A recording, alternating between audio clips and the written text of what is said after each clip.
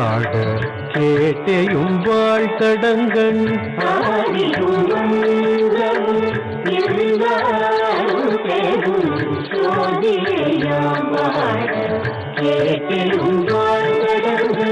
மாதே வளருதியோ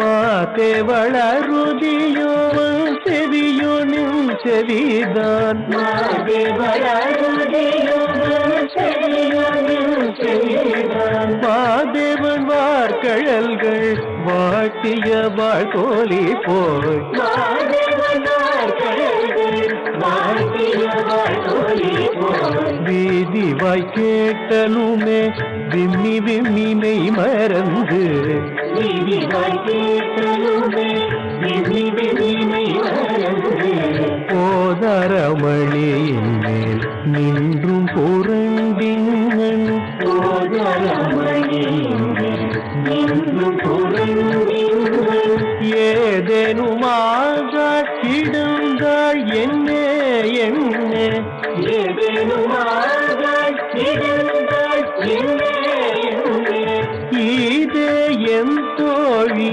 பரிசேலொரெம்பாவாய் இதே என் தோழி பரிசேலொரெம்பாவாய்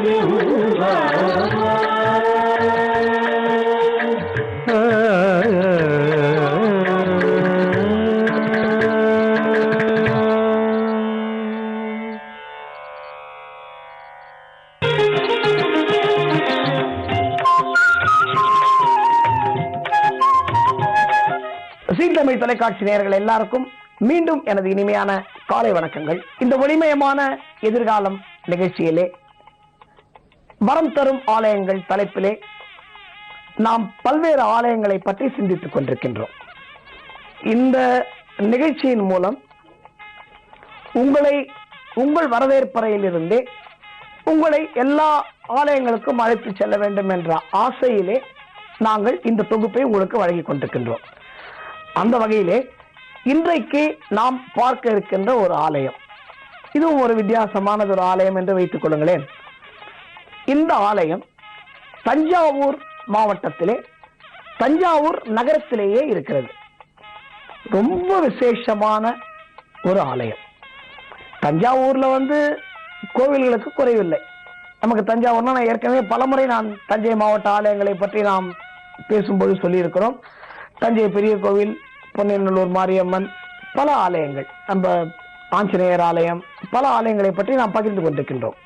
அந்த வகையிலே இன்றைக்கு நாம் பார்க்க இருக்கின்ற ஒரு ஆலயம் அருள்மிகு கோடியம்மன் என்ற ஆலயம்.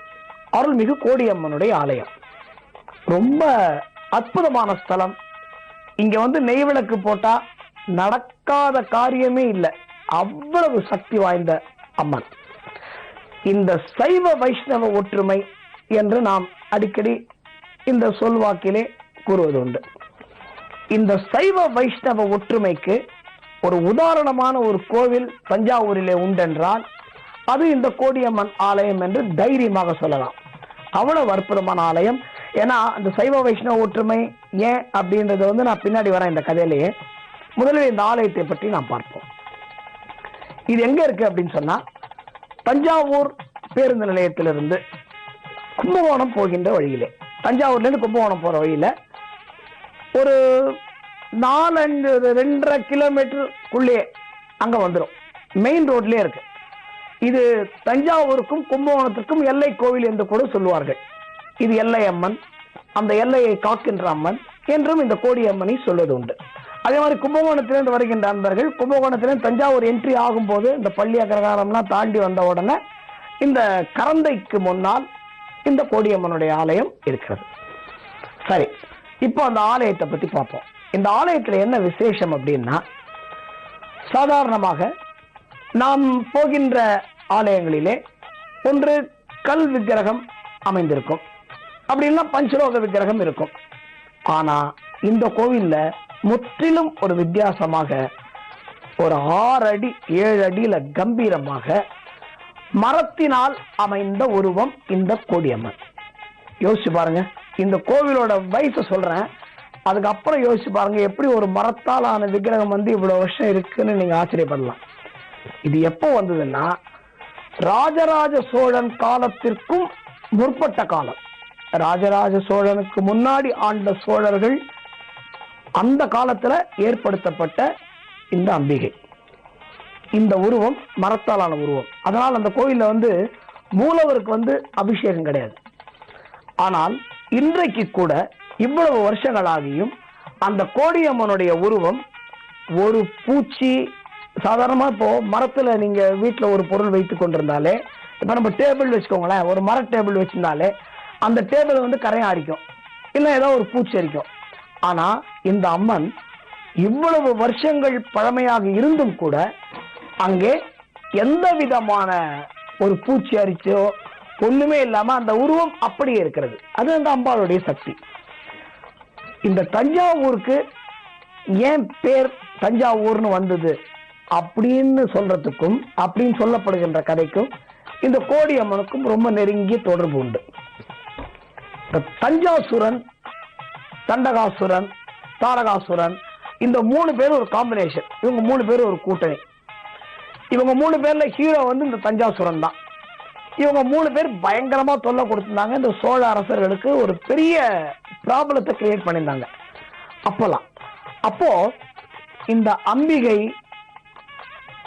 கோடி கரங்களுடன் இந்த 8 திக்கிலும் கோடி கரங்களுடன் தோன்றி, அதாவது 8 திசையை சுத்தி ஒவ்வொரு உருவம் கோடி உருவங்களோடு ஒரு 8 சக்தியாக தோன்றி இந்த தஞ்சாசுரனை சம்ஹாரம் பண்ணதாக ஐதீகம், தல வரலாறு கூறுகிறது. இது என்னன்னா, இன்னைக்கு நீங்க இப்ப போய் பார்க்க நிறைய பேர் கோடியம்மன் கோயிலுக்கு போயிருக்கலாம். ஆனா இந்த நிகழ்ச்சியை பார்த்து விட்டு கோடியம்மன் கோயிலுக்கு சென்று பாருங்கள். அந்த கோடியம்மனுடைய உருவம் சிறப்பா இருக்கும்.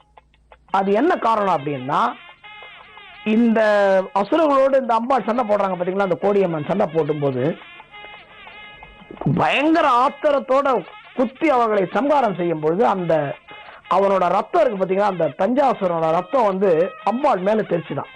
அந்த தெரிச்சதுனால அம்பாளோட உடம்பு ஃபுல்லா சேஃப் ஆயிடுதான். அப்படின்னா பாத்துக்கோங்க எவ்வளவு உக்கிரமான சண்டை நடந்திருக்குன்னு சொல்லிட்டு. அப்போ இந்த அசுரன் செத்து போனோம்னா அம்பாட்ட ஒரு வரம் கேட்கறாங்க. என்ன கேட்கறான் அப்படின்னா, என்னுடைய பேராலேயே இந்த ஊர் விளங்க வேண்டும். எனக்கு உன் கையால செத்து போனது ரொம்ப சந்தோஷம், எனக்கு பெரிய பாக்கியம். அதனால இதை நினைவு கூறும் வகையிலே என்னுடைய பேர்ல இந்த ஊர் அமைய வேண்டும் என்று ஆசைப்பட்டதன் காரணமாக தஞ்சாசுரன், கரெக்டா? அதனால தஞ்சாவூர்னு அந்த ஊருக்கு பேர் வந்ததாக ஒரு ஐதீகம், ஒரு ஸ்தல புராணம் சொல்லுகிறது. இந்த கோடியம்மனை சுற்றி இந்த 8 சக்திகள் உருவானார்கள் என்று சொன்னேன் அல்லவா? இந்த 8 சக்தியும் இந்த தஞ்சாவூரை சுத்தி அதே அந்த சுற்றுப்பகுதிகளிலே அமைந்திருக்கிறது. இது இந்த சக்திகளுக்கெல்லாம் முதற் சக்தி கோடியம்மன் என்று சொல்வது உண்டு. மற்றொரு ஐதீகமும் உண்டு. இப்ப தஞ்சாவூர் பொன்னைநல்லூர் மாரியம்மன் எல்லாருக்கும் தெரியும், தஞ்சை முத்து மாரியம்மன். அவளும் கோடியம்மனும் அக்கா தங்கை என்று சொல்வதும் உண்டு. இந்த சைவ வைணவ கதையை பற்றி நான் ஏற்கனவே சொன்னேன். இந்த கோவில் என்ன ஒரு முக்கியமான வழிபாடு அப்படின்னா, இந்த சித்திரை மாசத்துல ஒரு வழிபாடு நடக்கும். இந்த பச்சைக்காளி பவளக்காளி என்ற உற்சவம் நடக்கும். இந்த பவளக்காளி என்பது சிவப்பாக இருக்கின்ற காளி. அதான் நான் ஏற்கனவே சொன்ன, இந்த தஞ்சாசுரனை சம்ஹாரம் பண்ணும்போது தெரித்த ரத்தம் தான் அம்பாள் மேல சிவப்பா படிஞ்சு அது இந்த பச்சை காளியாக, பவளக்காளியாக அங்கே இருக்கிறது. இந்த பச்சை காளி இந்த பெருமாளை நினைவுபடுத்துகின்ற வகையிலே அங்கே அமைந்திருக்கிறது. அப்போ இந்த சைவ வைஷ்ணவ ஒற்றுமையாக இந்த கோடியம்மனுடைய துவாரபாலகர்களாக இந்த பச்சை காளியும் பவளக்காளியும் இருக்கிறது. இது எப்படி இந்த உற்சவத்தில் நடக்கிறது அப்படின்னா, பச்சை காளியாகவும் பவளக்காளியாகவும் வேஷம் கட்டிக்கொண்டு கிட்டத்தட்ட ஒரு 2-3 நாட்கள் அவர்கள் இந்த தஞ்சையை வலம் வருவார்கள். அவங்க இந்த உறவாடும் முறை அதெல்லாம் இருக்கு. ரொம்ப அழகான ஒரு உற்சவம். அந்த உற்சவத்தை கண்டிப்பாக நீங்கள் ஒரு முறை பார்க்க வேண்டும். தஞ்சாவூர் செல்கிறவர்கள் கண்டிப்பாக இந்த கோடியம்மை தரிசித்து அதை சுற்றியுள்ள அந்த ஆலயங்களை எல்லாம் பார்த்து, மூர்த்திகளை பார்த்து ஆசீர்வாதத்தை பெறுங்கள், அம்பாளுடைய அருளை பெறுங்கள் என்று பணிவோடு கேட்டு விடைபெறுகிறேன். வணக்கம்.